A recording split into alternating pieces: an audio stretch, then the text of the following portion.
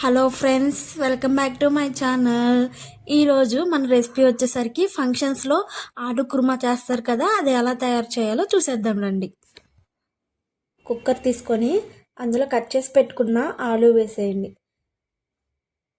వేసిన తర్వాత కొంత తగినంత వాటర్ పోసుకొని కొంచెం ఉప్పు యాడ్ చేసుకోండి.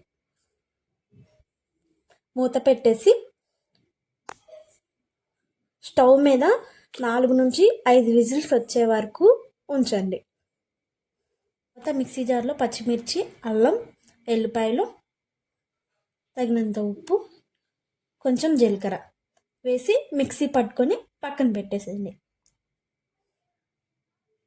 తర్వాత ఉడికించిన దుంపలు తీసుకొని వాటికున్న పీల్ ఆఫ్ చేసేయండి చూపించిన విధంగా.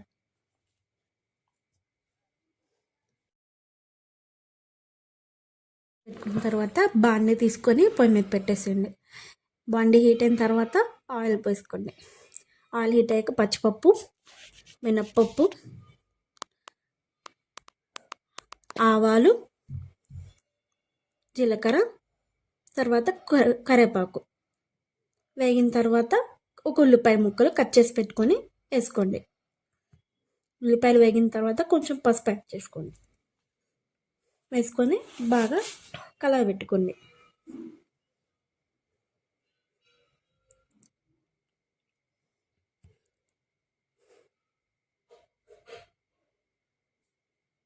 మనం ముందుగా ప్రిపేర్ చేసుకున్న మసాలా పేస్ట్ ఉంది కదండి, అది అనేది యాడ్ చేసుకోండి.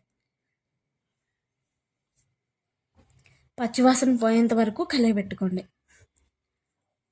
మనకు మసాలా వేగిందని ఎలా తెలుస్తుందంటే ఆయిల్ అనేది పైకి తేలుతుందండి.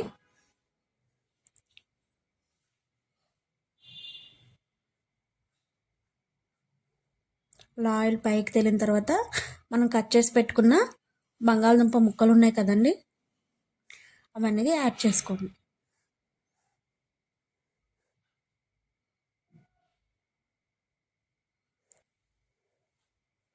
యాడ్ చేసుకున్న తర్వాత చిన్నగా కలిపెట్టుకోండి.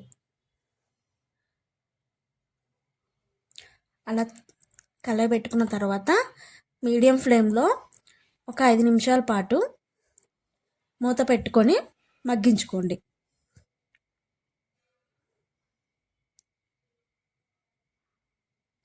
మగ్గించుకున్న తర్వాత 5 నిమిషాల తర్వాత మూత తీసి చూడండి.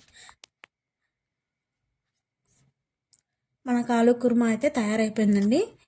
ఈ వీడియో మీకు కనుక నచ్చినట్టయితే ప్లీజ్ సబ్స్క్రైబ్ చేయండి. Thank you for watching.